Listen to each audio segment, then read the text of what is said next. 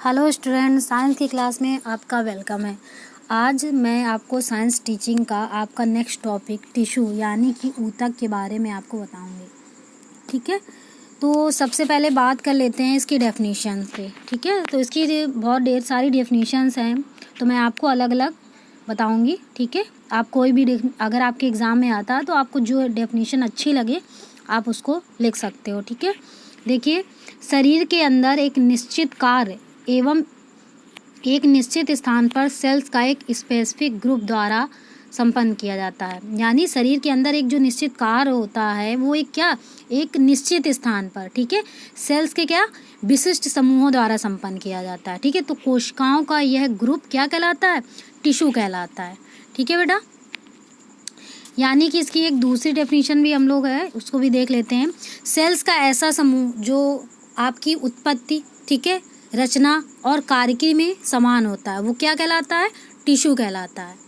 यानी कि सेल्स का जो समूह है वो किस में समान होता है? उत्पत्ति में भी समान हो, रचना में भी समान हो, कार्यकी में भी समान हो। ठीक है, तो क्या कहलाएगा? वो टिश्यू कहलाता है। ठीक है बेटा, इसके बाद एक और डेफिनेशन है इसकी, सामान्य रचना व भ्रूणी उत्पत्ति में समान सेल्स के सुसंगठित स्तर जो सामान्य कार्य करते हैं क्या कहलाते हैं? ऊतक कहलाते हैं।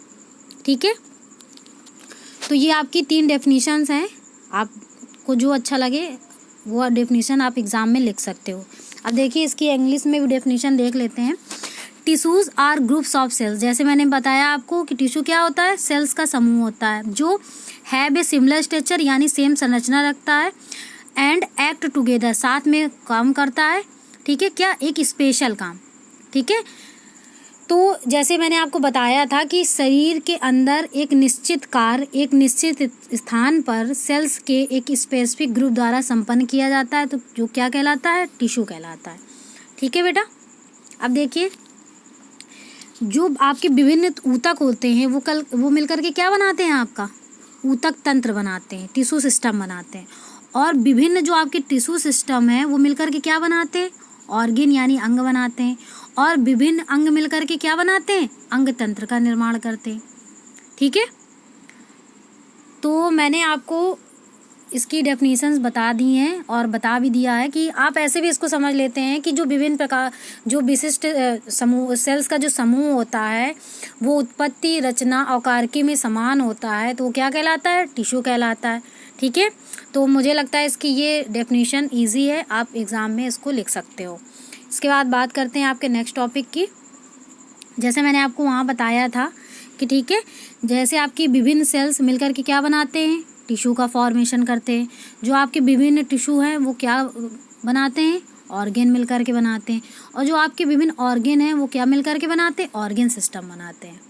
तो ये एक प्रोसेस है जिसको मैंने आपको यहाँ बताया हुआ है, इससे आप समझ सकते हैं। ठीक है, आपको इतना ज़्यादा रटने की ज़रूरत नहीं है, आप इसको इजीली समझ लीजिए। सेल्स का समूह मिलकर के क्या बनाएगा? टिश्यू। टिश्यू का समूह मिलकर के क्या बनाएगा? ऑर्गेन। और ऑर्गेन का समूह मिलकर के क्या बनाएगा? ऑर्गेन सिस्टम बनाएगा। ठीक है बेटा, तो इससे आप समझ लेते हैं। अब देखिए हम लोग बात करते हैं टिश्यू कितने टाइप्स के होते हैं। ठीक है, तो देखिए टिश्यू आपके 2 टाइप्स के होते हैं। पहला जो होता है आपका वो क्या होता है बेटा? प्लांट टिश्यू होता है। ठीक है, यानी आपके एनिमल में भी टिश्यू होते हैं, प्लांट्स में भी टिश्यू होते हैं।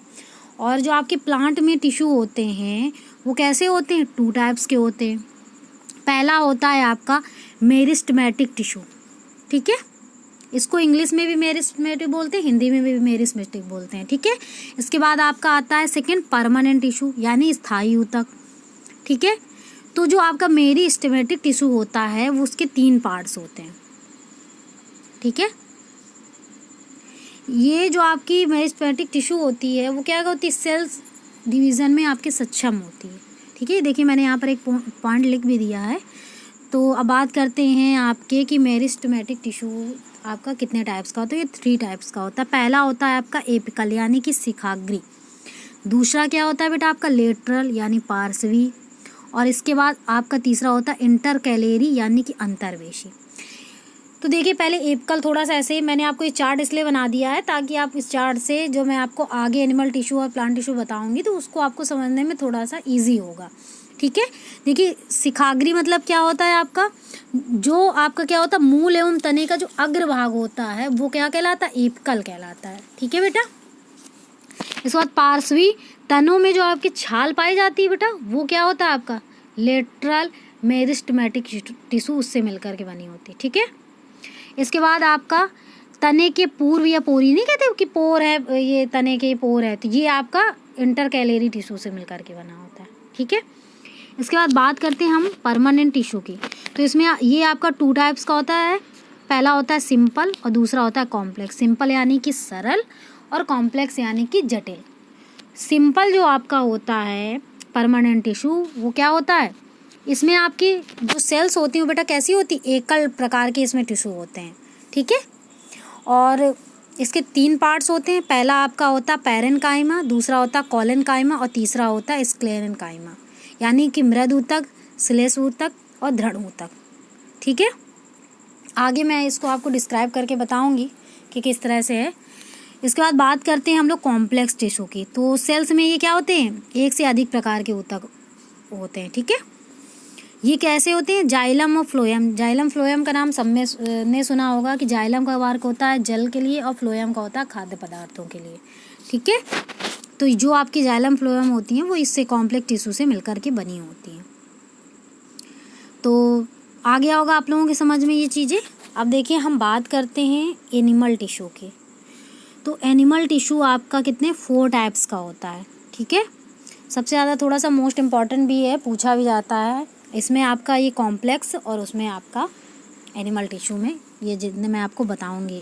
पहला इसका जो टाइप्स होता है बेटा वो होता है आपका इपीथीलियल टिश्यू या इपीथीलियम भी इसे बोलते हैं, इपीथीलियम टिश्यू इसको कह सकते हैं। दूसरा आपका होता है मसल टिश्यू, तीसरा होता है आपका कनेक्टिव टिश्यू और जो चौथा होता है वो आपका नर्वस टिश्यू होता है। इपीथीलियम यानी उपकला, मस्कुलर यानी पेशी ऊतक, कनेक्टिव यानी कनेक्ट यानी संयोजी ऊतक और नर्वस यानी कि तंत्रिका ऊतक। इसके बाद हम बात करते हैं एपिथेलियम टिश्यू के पार्ट्स की। तो इसका पहला पार्ट होता है सल्की, दूसरा होता है घनाभ, तीसरा होता है स्तंभाकार और इसके बाद चौथा होता है संथिल। ठीक है। इसके बाद मस्कुलर टिश्यू में आपकी चिकनी होती है, पेशी होती, रेखित पेशी होती और हृदय, ये सब इसके मस्कुलर टिश्यू के अंतर्गत आते हैं। ठीक है बेटा। इसके बाद बात करते हैं आपके कनेक्टिव टिश्यू की। तो ये क्या होता है, गर्तिकामय होता है, सघन नियमित, ठीक है, वसामय ऊतक, कंकाली ऊतक और तरल संयोजी ऊतक, ये सारे आपके किस में आते हैं, कनेक्टिव टिश्यू में आते हैं। ठीक है। तो बेटा ये आपका जो मैंने आपको बताया ये आपके टिश्यू मैंने पढ़ा दिया, आपके टिश्यू के टाइप्स मैंने बता दिए। अभी मैंने आपको एक फ्लोरल चार्ट बना करके इसको थोड़ा सा ऐसे डिस्क्राइब कर दिया है। ठीक है। इसके बाद मैं आपको नेक्स्ट पार्ट में एनिमल टिश्यू के बारे में बताऊंगी कि एनिमल टिश्यूज़ क्या होते हैं। जैसे मैंने आपको अभी तो बता दिया उसके पार्ट्स वगैरह, उसके बाद ब्रीफली उसको मैं वहाँ पर बताऊंगी कि ये क्या होते हैं। ठीक है। एपिथेलियम टिश्यूज़ क्या हैं, मस्कुलर टिश्यू क्या है या मसल टिश्यू क्या है, कनेक्टिव टिश्यू क्या है और नर्वस टिश्यू क्या है। ठीक है बेटा। तो आप लोगों को ये टिश्यू का चैप्टर समझ में आ गया होगा। ठीक है। और अगर कुछ चीज़ें हैं जो नहीं समझ में आई हैं तो आप लोग मुझसे पूछ सकते हो। Thank you.